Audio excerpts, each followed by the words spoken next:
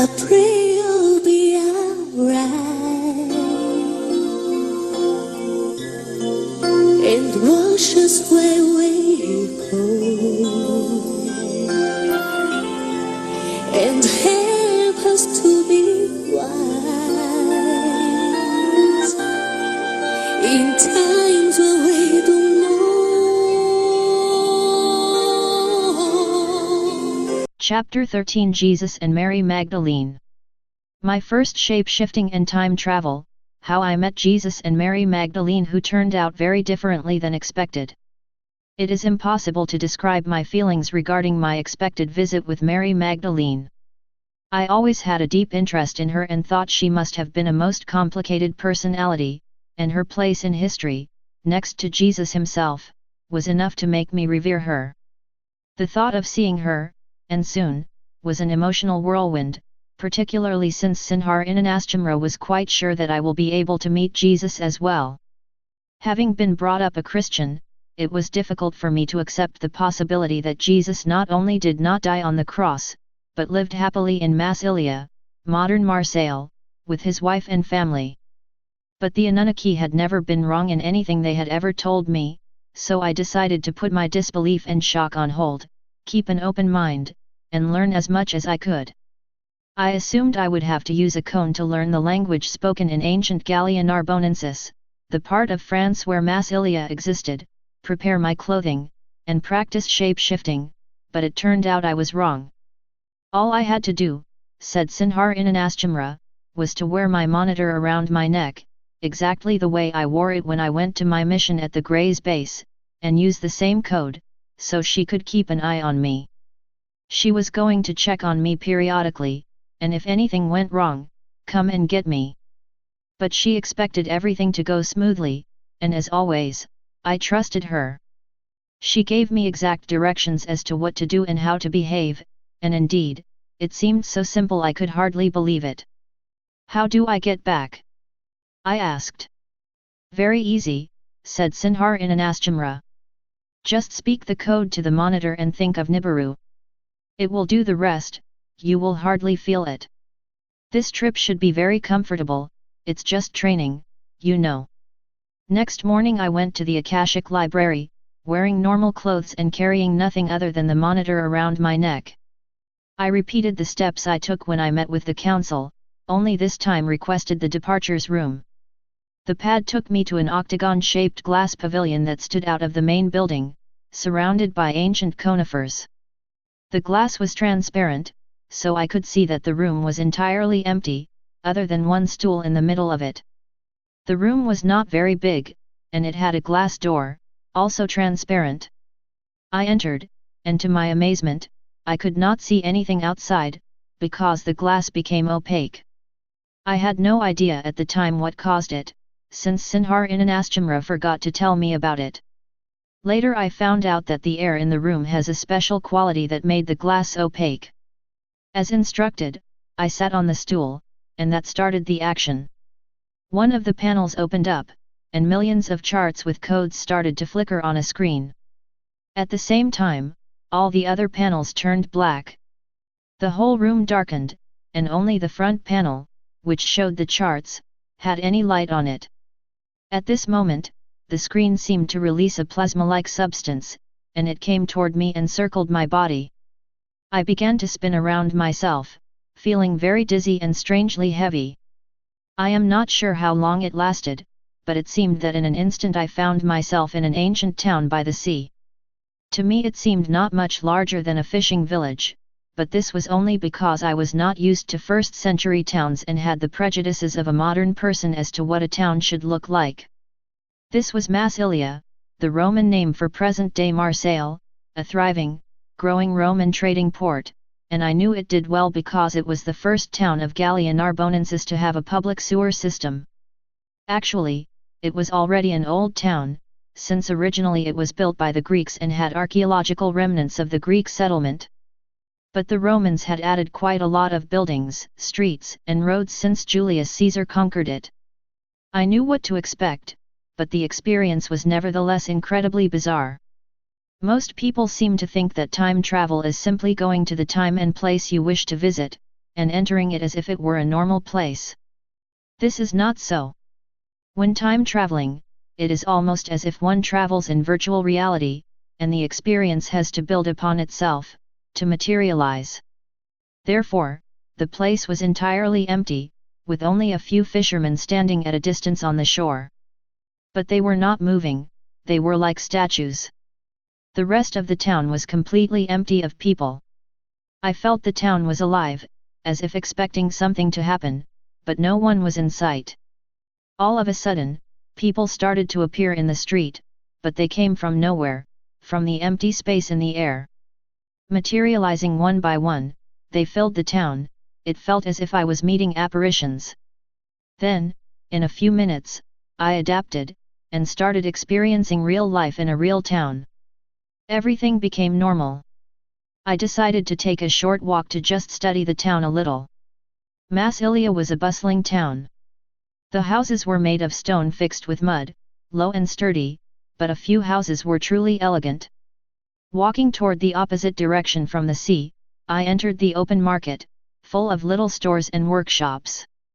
Each workshop was a small, rather dark room, that opened into the street with a large, open doorway. You could see the craftsman working on the goods he hoped to sell, or the merchant surrounded by his goods. Most of the stores were devoted to foodstuffs, such as stores of neatly packaged spices, or one devoted to cheeses and pickles. But there were also some shops that sold fabrics and various notions needed for weaving, sewing, and embroidery. The market, with its noisy cries of the merchants, the interesting smells, and colorful sights, was extremely appealing. After enjoying strolling in the market, I turned back and walked to the shore. The whole place smelled like fresh fish, but it was not terribly unpleasant despite my growing dislike for animal food. Those fishermen who were not at sea were mending nets, cleaning their catch, and doing other chores. Some little fishing boats were turned upside down, being mended. The sun was shining, the light Mediterranean breeze was blowing, and beautiful, big white shells were strewn everywhere. I picked a little warm sand in my hand. Having been brought up in Maine, I was very fond of the sea. The place felt like home and I felt a twinge of homesickness, remembering how my mother used to bring me to the shore and help me collect shells and smooth sea glass and pebbles. I decided the time came to drag myself away from nostalgia and go visit Mary Magdalene, fully aware that I was postponing this very thing I wished to do because I was quite nervous about it.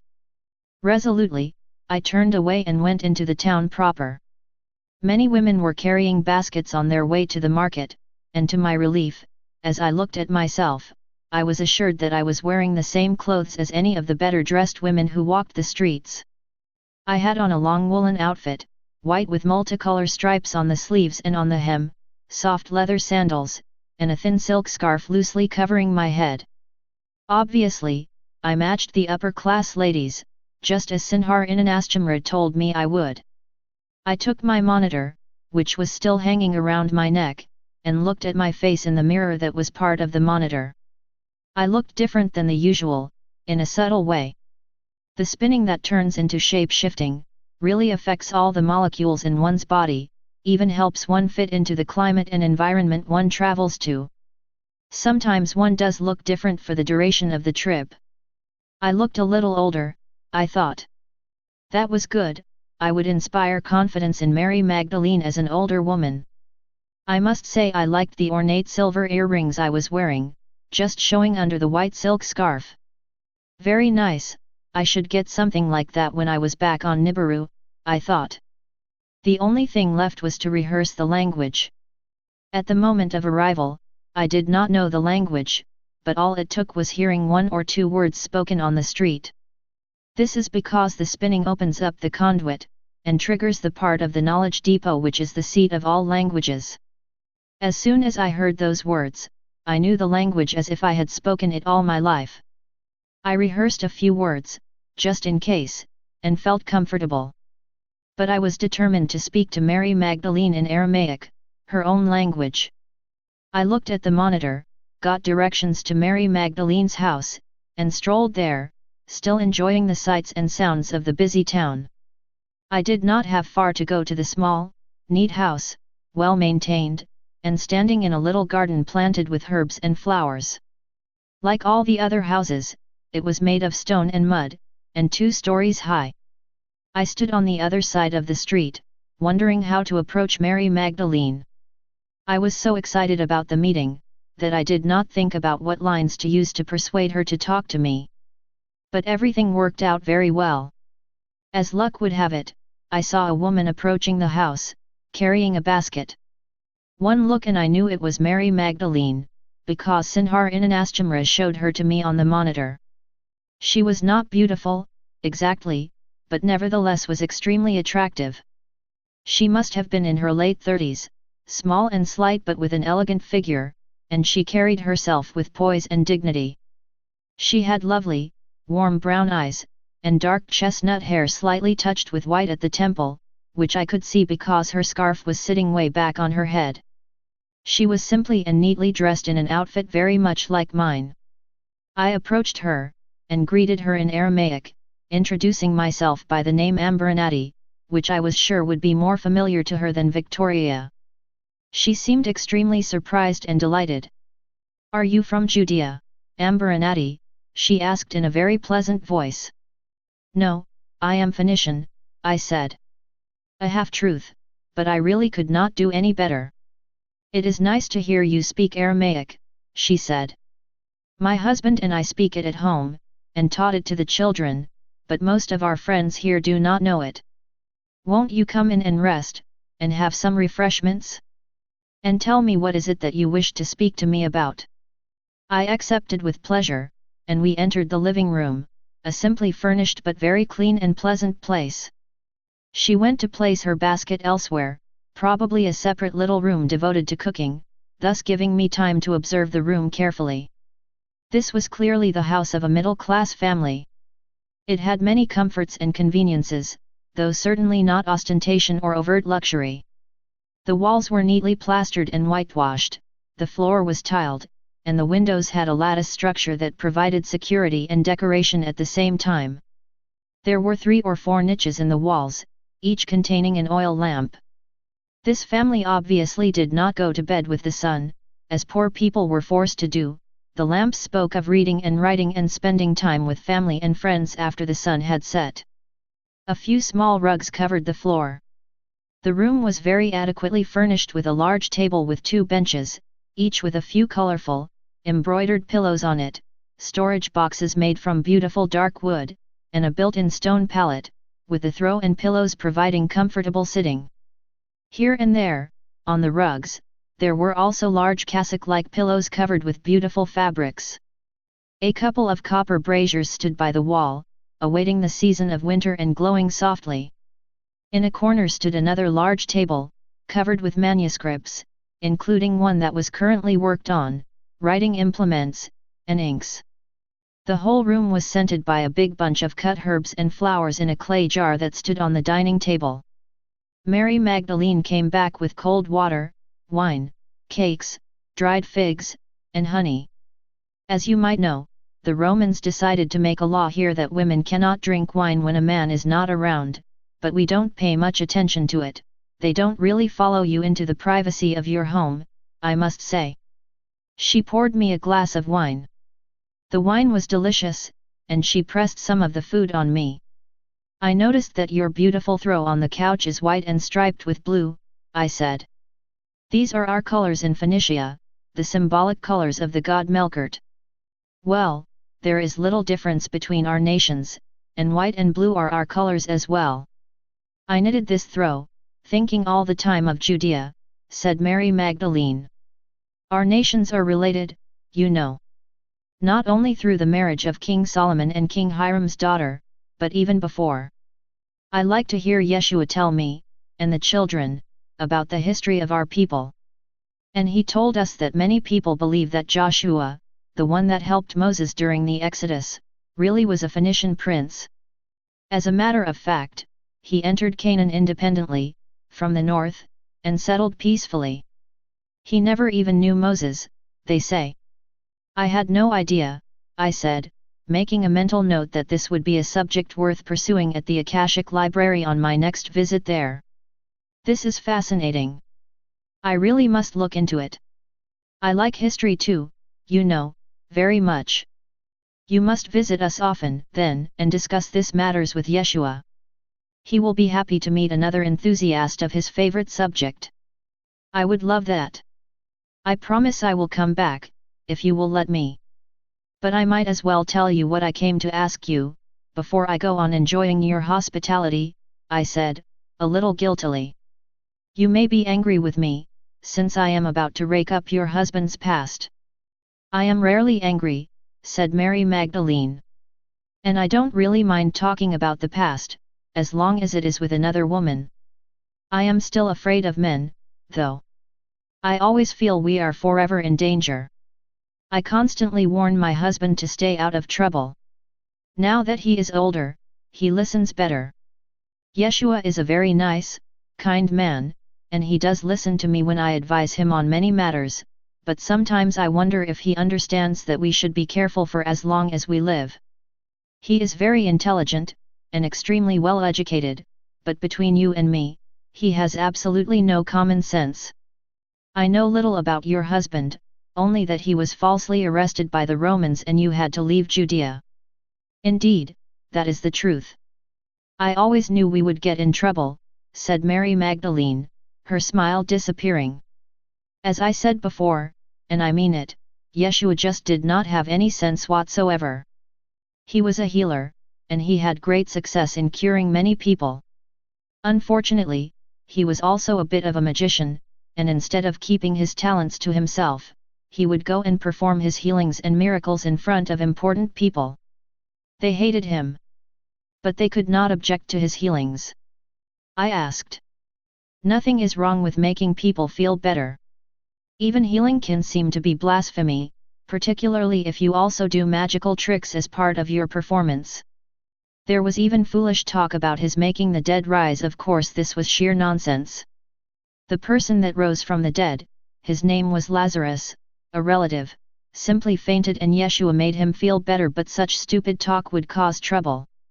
Yeshua never even heard of the story. He was away with his friends the Essenes when it circulated, and I kept it from him when he came back, no point in giving him ideas. But his talents of healing got him a bunch of followers, disciples of sort, and they were good for nothing. All they wanted was magic and sensational tricks, and they went about saying blasphemous things about Yeshua being the Messiah. Naturally, the Sanhedrin, once they heard the word Messiah, took a dislike to him. They would be sensitive about it, I suppose, I said. The Messiah is an important issue with your religion. Well, yes, and I must admit Yeshua was quite annoying, said Mary Magdalene, smiling somewhat indulgently at the memory. The business of having disciples made him think himself of more importance than was good for him. He insisted on preaching, and told people he was the Son of God. Now, that was a common thing to say if you knew the Essenes, a group of desert recluses he once lived with and kept on visiting. Actually he spent quite a long time with them, enough to get him to believe in much of their doctrines. They call every honest person son of God. But the authorities did not like it. Again, it sounded to them like blasphemy. The Sanhedrin members were very set in their ways, except for one man, Joseph of Arimathea. That is because Joseph was an Essene, too. No one knew it, he kept it a secret, since belonging to a sect would have spoiled his business and his reputation, but he never gave up the connection. And of course there was Nicodemus, his young protégé. He was also an Essene. Joseph and Nicodemus were real friends to us. I don't know what we would have done without Joseph, he really handled everything when the trouble began. And Yeshua was tried before the Sanhedrin, right? Not right away.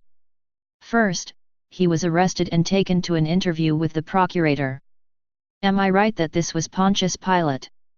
I asked. Yes, said Mary Magdalene. That was him. Do you know he was replaced a few years later? No, I had no idea. Why was he replaced? He was accused of some crimes, which of course he did not commit. He simply fell out of favor. Joseph told us on one of his visits to Massilia, since he was very much surprised when the replacement happened. The Romans are sometimes very cruel. It is possible, though we are not sure, that they forced him to commit suicide. Anyway, Pontius Pilate was not terribly interested in Yeshua. It seems he even wanted to acquit him. We know a little because his bodyguard, a Roman centurion, heard everything that was said when Pilate spoke to the representative of the Sanhedrin, and later wrote it all down. That is because he knew Yeshua, who once cured his daughter from a terrible illness. He really saved her life, and from a distance, too. Yeshua never saw the child, he was good at such things. The Roman centurion was very grateful to Yeshua, and thought it would help if he took these notes for posterity. I imagine he knew that between the Romans and the Sanhedrin, they would execute Yeshua. But there was more to it than just this interview. As I said, Pontius Pilate probably would have let Yeshua go free, because he could not care less about religious matters, which were the chief complaints of the Sanhedrin. Rather, Pilate asked him if he had any designs against Caesar, and Yeshua answered that of course not, he had no problem with Caesar at all, he knew Caesar ruled Judea legally. So Pilate asked him if he would admit to Caesar being the strongest god, which was the standard thing to ask, and that was Yeshua's downfall. I would have advised him to admit Caesar's superiority, since it was a private interview and none of his friends was there to hear it. But Yeshua could not bring himself to blaspheme against God. The fool, all he had to do was just nod his head, and what is more, he went very far in his protestations about Caesar. He told Pilate that he, Yeshua, was more powerful than Caesar because there was only one God, and he was the Son of God. Again, more Essene nonsense. Naturally, after that, Pilate simply had to turn him over to the Sanhedrin, he had no choice. Someone, years later, was circulating the rumor that Pontius Pilate never forgot Yeshua. Apparently, he was quite interested in his capacity as a healer, and even intended to send him to Caesarea, to be his own healer, since he had some illnesses. Ah, well. Sometimes, the Sanhedrin can be more cruel than the Romans. And what happened then? A huge, famous trial took place. The high priest, Caiaphas, was after Yeshua's blood. He was a Sadducee, you know, one of the rich, higher classes. He felt that Yeshua was a threat to the usual order of rich and poor, high and low, you know, a rebel. Caiaphas was a really nasty man, eager for power. And he had power, lots of it. Our friend, Joseph of Arimathea, did a brilliant job of defending Yeshua, and it would have gone well, but for once Joseph made a horrible mistake. He questioned him, "Do you consider yourself the Messiah?" And Yeshua denied that in the most sensible manner. After all, Yeshua never thought of himself as the Messiah. Never came into his head to imagine that. Then, Joseph asked the question that destroyed everything. He said, "Who are you, then, Yeshua?" And Yeshua was stupid enough to say, "I am the Son of God." I know, he should have known better, but he was very foolish at that time. That gave the Sanhedrin the excuse to send him to the crucifixion. Caiaphas practically jumped with joy when he heard Yeshua say this thing. Horrible, horrible man, Caiaphas. I will hate him as long as I live, and believe me, I am not quick to hate. So he really was crucified, I said, sadly. Yes, Yeshua was crucified. I cannot tell you how cruel, how horrible, this practice is. He suffered so much, blood all over his body. I was with his mother, and one of his disciples, but nobody else. All the other disciples ran away, they were scared to death, fearing they would be arrested by the Sanhedrin. It broke my heart that these people, who always claimed to love Yeshua so much, were not there for him as he was dying. A few people gathered around, probably just curious people, and they stood near the cross, but not very close, because the Roman soldiers did not allow them to do so. His poor mother collapsed twice in my arms. His mother, Mary of Nazareth. Yes, please tell me, what was Mary like? Mary. I miss her so much. She was very kind, always so sweet. I loved her very much, she never said an unkind word to me. And she had every reason to be mad at me, because I broke God's law and lived with Yeshua before we were legally married. I am ashamed to say, but you always meant to be married, so it does not signify, I said. Oh, indeed, we always meant to be married. It was just because of all these delays and troubles, and things sometimes just happen when you are young. Still, many other women would have held it against me. But not Mary. She was too kind. What did she look like? She was incredibly beautiful, said Mary Magdalene, her eyes misty with the memory. I have never seen anyone as beautiful as Mary. She was only 14 when Yeshua was born, so she was still young when the trouble happened. She had very long black hair, which she always put in one long braid. Her skin was white, like the finest ivory, and she had big, clear blue eyes, rather unusual for our people. She always wore a lot of blue. She was a little vain about her eyes and about her great beauty, but not in an unpleasant way, and who could blame her? My daughter Sarah inherited these amazing eyes. Every time I look at her I think of Mary. She wiped a tear. Do you know, Mary's hair began to gray very quickly after Yeshua's crucifixion. It only took a couple of months before it was all silvery white. It must have been the agony she went through, seeing her son undergo such pain. But even with the silver hair she looked young and beautiful. Perhaps even more beautiful. There was something so delicate, so soulful about Mary. So the two of you stayed by Yeshua's side. It must have been heartbreaking. We just stood there, crying and helpless. The men on the two crosses on Yeshua's sides fainted, off and on, like Yeshua. Then, Nicodemus came and asked the Roman soldier, who was guarding this row of crucifixes, if he can wipe the face of Yeshua, and give him something to drink from a sponge.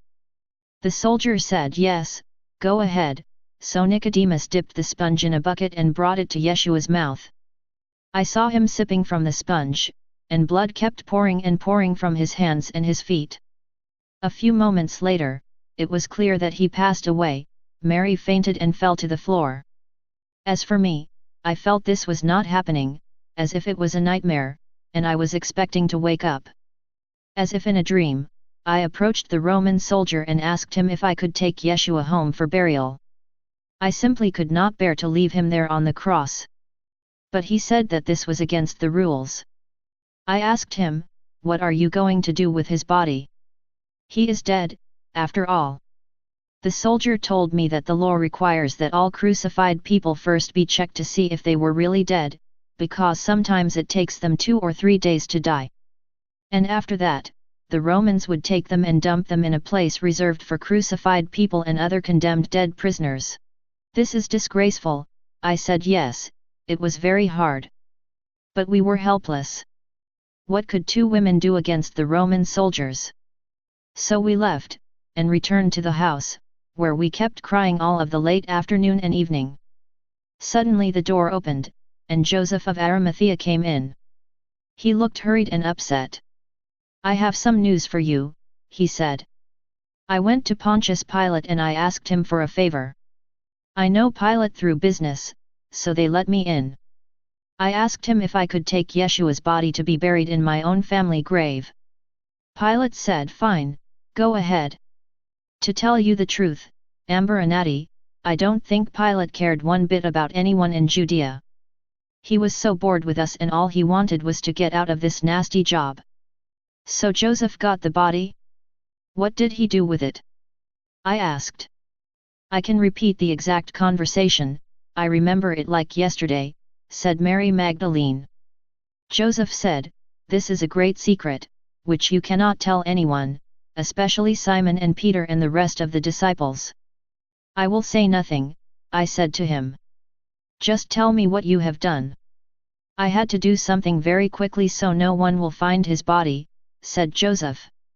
I got Nicodemus, and we took Yeshua right away to the grave of my family, making sure everyone saw that.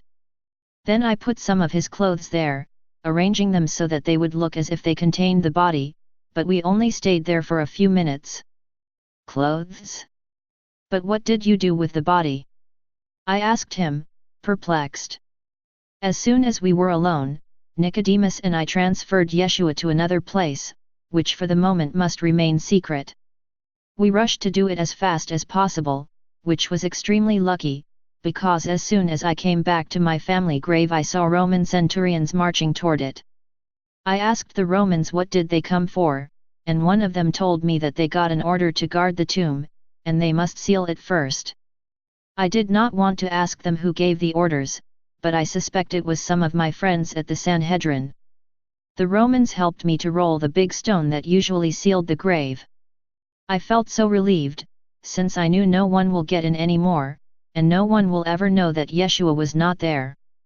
I don't understand anything, Joseph, I said. Why did you have to go through all that? Why not simply bury Yeshua properly? Just wait, Mary, he said. I find it very hard to explain. I went to your relative, Elizabeth, and told her what I did. She said that she would like to go and anoint the body in preparation for the burial. So I told her, you don't need to do that. What do you mean, she said. This is our tradition. So I told her the truth. Yeshua is not going to be buried. He is going to be all right. She thought I was crazy. Probably you think I am crazy too. I interrupted him, and I asked, are you mad? Are you trying to tell me that Yeshua is alive? How can that be? I saw him die on the cross, right after Nicodemus washed his face and let him sip some water. Did you witness a miracle? Is Yeshua really the Son of God? It was not a miracle, Mary, but the water were not plain water, either, he said. I know something about herbs, from my days with the Essenes. I put a very strong herbal concoction in the water, one that creates a death-like state that would last a few hours. And with the blood that Yeshua lost, and his weakened condition, he will be like dead for at least a night, but then he will wake up. My mother-in-law heard all that in total silence, in complete shock. She obviously could not accept the good news so soon after the horrible ordeal. But then she said, I must go to him, right away. I have to help my child, whether he is dead or alive. You cannot do so, my dear, said Joseph gently. If you don't stay at home, and receive your friends' and neighbors' condolences, the Romans will suspect something. Tomorrow morning, very early, Elizabeth and Mary Magdalene will come to see him. But you must be brave and stay here and pretend that Yeshua is dead and buried. It is essential if we are to save his life. And this is exactly what we did. We stayed all night. The next day, Mary stayed home, but Joseph came and led me to a cave, quite a distance from our village. Nicodemus was guarding the entrance, and moved to let us in. Yeshua was lying on a large stone, which was covered with some soft blankets. He was exhausted and could not talk at all, but he was alive. Joseph saved him. I immediately saw that Joseph thought of everything. There was a bowl of grapes and olives by Yeshua's side, and some flat bread, and a jar of water. And Joseph brought clean clothes for Yeshua. We treated his wounds as best we could, cleaned him, and dressed him with the fresh clothes. He felt better and could mumble a few words of thanks, but he was not entirely conscious. What will happen now, Joseph? I asked. We are going to take Yeshua away, to the house of two fishermen I regularly do business with. They are very loyal to me, and one of them is from Tyre, which will ease our escape. We went there, a rather long journey, Joseph and Nicodemus carrying Yeshua on a large board which they covered with the blankets. The fishermen were waiting for us. They were really very scared, but they were trustworthy and kept their word. We took Yeshua inside the house, and there were two women there, one of them a Phoenician woman who rushed to help us, and took Yeshua to a small room where he could rest. We spent a short time with him inside the room, while the two other men were guarding the house. Mary, said Joseph, Yeshua must leave Judea right away. He is in grave danger here. That is fine, I said. I have some money, perhaps we should hire a boat. Do not concern yourself with that, said Joseph very kindly. Everything has been taken care of. You stay right here, look after Yeshua, and I will go and talk to his mother and his brothers. The next day Yeshua's brother James came, with his mother. The other brothers and sisters did not believe what Joseph told them. But Mary and James came, and they could not believe their eyes. James behaved rather strangely. He told Joseph, "What kind of trick was that? This is not my brother." So Yeshua looked at him and told him, "Do you remember the cut I had on the upper side of my left shoulder?" I knew he had the cut. So James said, "Yes, let me see." And Yeshua showed him the cut, and James fainted. Joseph told us that by tomorrow at the latest, we would go to Tyre for a few days, then get a bigger ship and go the island of Airwood. He had friends there, business associates, dealing with the olives and olive oil business. I went to Airwood with Yeshua, Nicodemus, and Joseph, while Mary and James went back home to Judea. Joseph told Mary that within a week, or 10 days, I don't remember exactly, he would come back to Judea and take her with him to see us somewhere else. He did not tell her where we would be, just in case if she would be questioned. So Mary, James, and the other brothers and sisters stayed in Judea. We spent 3 days in Airwood, a beautiful small island. Many Phoenicians were there, of course speaking fluent Aramaic, so we could mingle with the crowd and nobody knew who we were. Nevertheless, we mostly stayed inside the house Joseph rented for us. We did not feel safe. Then one afternoon, Yeshua was amusing himself doing one of his old tricks. He was trying to lift himself up in the air, attempting to fly, or float. He did manage to float a little bit. He used to do a lot of tricks like that. While we were enjoying his attempts, Joseph returned from an errand, and told us that tomorrow we were going to Cyprus, since Airwood was not really safe. Unfortunately, I started to feel extremely tired, and I suspected I was pregnant, but nobody knew. I did not want to worry either Yeshua or Joseph, particularly since we were not married yet. We were planning on getting married, as we discussed before, but so many things happened to prevent it. However, now, there was not time to lose, we had to be married before the child was born. But first, we had to get to Cyprus. So when we arrived, a few days later, the very first thing we did was to get married, and I felt so much the better for it. Joseph again rented a house for us, and then he and Nicodemus returned to Judea. Actually, his plan was to bring Mary to us. He was uneasy about her safety there, and so were we.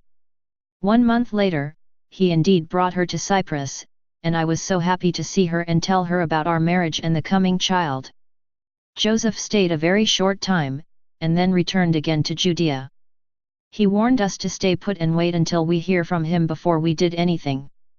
And so we lived quietly, and Yeshua regained his strength, but he was limping, and could not walk straight without leaning on me as he walked.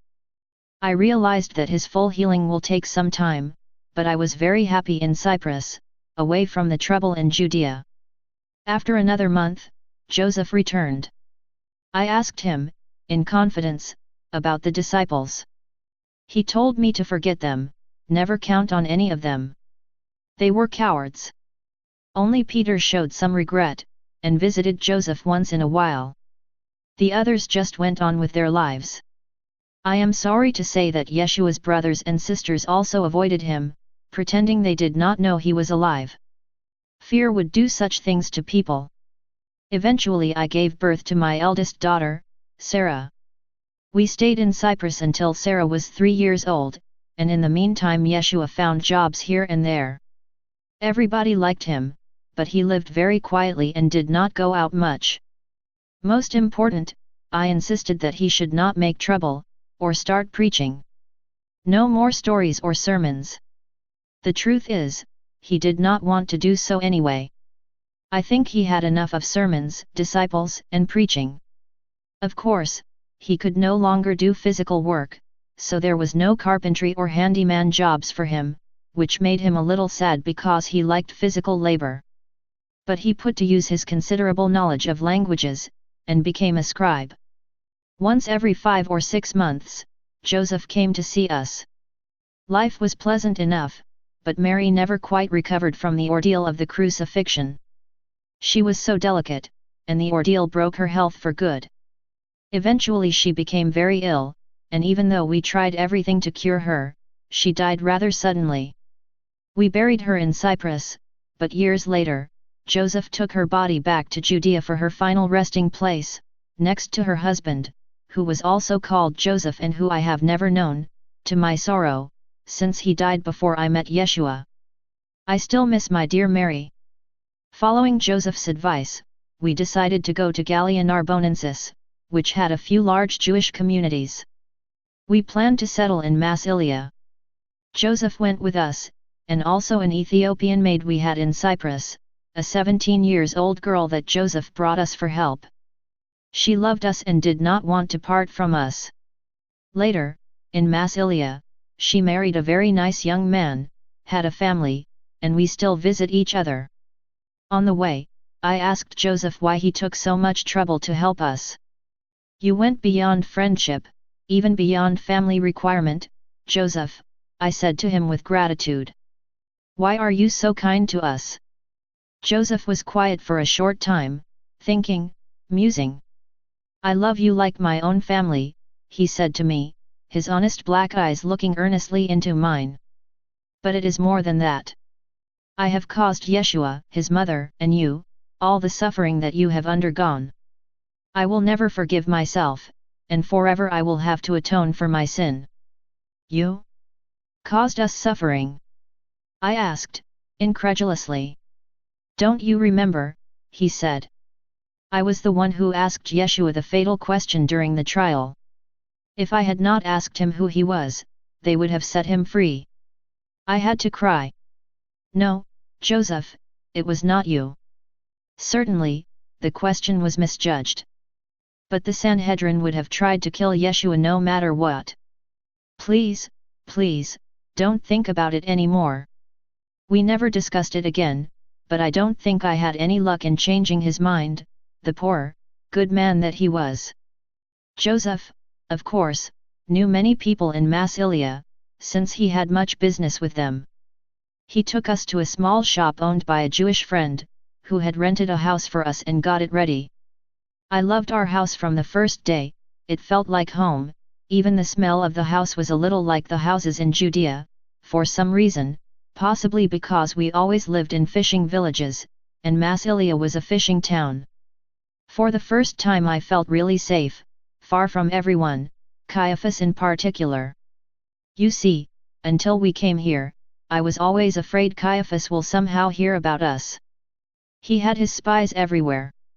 But Gallia Narbonensis was far enough from Judea, and only business people, like Joseph, would have much to do with it. Yeshua, too, began to get used to the place, and consorted with Jews only, since we thought they were the safest. He got a job as a scribe. He kept on surprising me. In Cyprus, I saw him writing Greek. I told him I never knew he spoke Greek, and he laughed and said, I speak all the languages.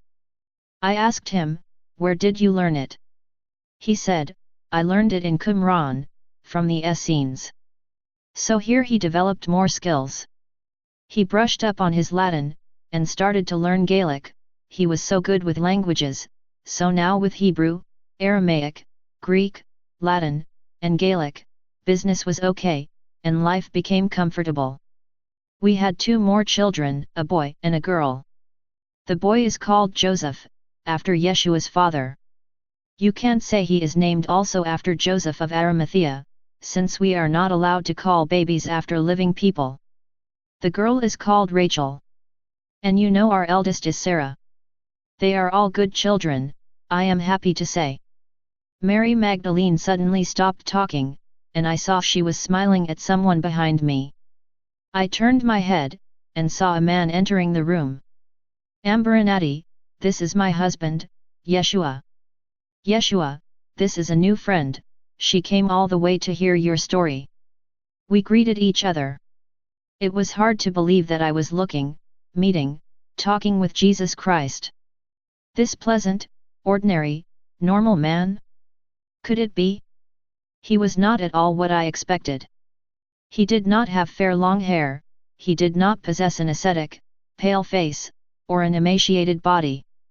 Instead, Yeshua had frizzy dark hair, a little curly on the back.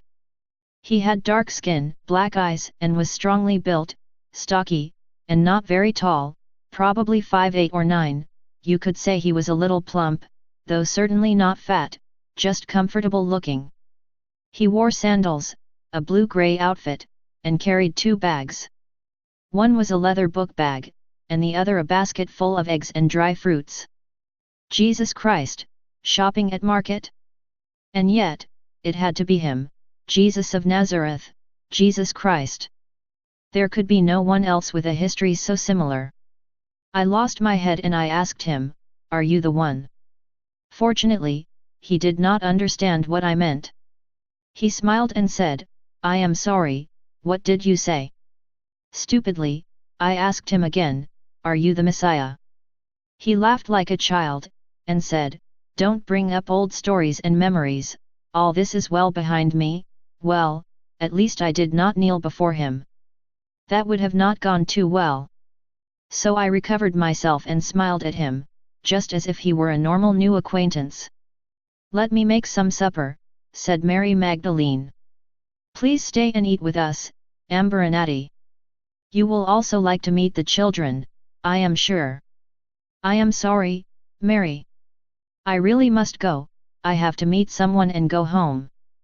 "May I take you where you need to go?" Yeshua asked helpfully. "No, really, there is no need. I am meeting them by the shore, just a few steps. If there is any trouble, though, and they don't arrive on time, come right back, won't you?" said Mary Magdalene. "I will. And with your permission, I would like to visit again, and meet the children." "I am counting on it," said Mary Magdalene. We parted cordially, and I left. I was going to the shore, where I could be hidden from sight as I planned to give the code and go back to Nibiru through my monitor. As I was turning around the house, slowly, thinking about this wonderful experience, I was passing the window and heard Yeshua's voice. I stood for a moment, listening. I did not mean to eavesdrop, it was just that it was hard for me to part from these 2 wonderful people who meant so much to me, and I just lingered. "Wait 1 minute, Mary, before you go to make the supper," Yeshua said. "I have something really interesting to tell you, which I want to do before the children come. I don't want them to hear it. It is downright amazing. There is a Greek man out there in the public plaza, he is doing what I used to do, but he is much smarter than me. He was preaching about God, and of all things, who do you think he was also talking about, to a dozen of people? Me. Was talking about me." There was a short silence. Then I heard Mary Magdalene say, her voice full of anxiety, even terror, "Yeshua, did you get in trouble? Did you do something stupid?" No, I did nothing dangerous. I just asked the fishermen, who is this man? They said he was a Roman, or a Greek, and his name is Paul or Saul or something like that, he came from Judea. They said he personally knew a demigod, Jesus, something like that. Well, I had to talk to him, because I know the language, and Jesus is a version of my own name. I was terribly curious. "You talked to him? He could have gotten you arrested," cried Mary Magdalene, aghast. "He is much more likely to be arrested himself, my dear. He is talking blasphemy, while I am just the respectable scribe everyone knows around here." I took him aside and we talked for a short time. I said to him that I think it was I he was talking about, my name is Yeshua. He looked at me, and his eyes were shifty, mean, and shrewd. I usually like people, as you know, but I did not like this man. He said, "Maybe you are, maybe you are not, my man. I really don't care either way, because you don't count." I have come with a new religion, I have brought the Messiah. Don't interfere with me, I plan to have a following all over the world. Now, when he mentioned the word Messiah, I just had to laugh, and so I slapped him on the shoulder and left him alone to continue with his business. So did he go back to his preaching? Asked Mary Magdalene. Her voice, I was pleased to tell, was not so strained anymore. Yes, he went right back to his preaching, said Yeshua, his voice full of laughter. I stood at a little distance and listened to him as he talked on and on. Do you know what he said? He was telling everyone that I died on the cross, and then I rose from the dead and came back to life. Even I, in my best days as a magician, could have never invented such nonsense. Rose from the dead. Can you believe it? Sonia.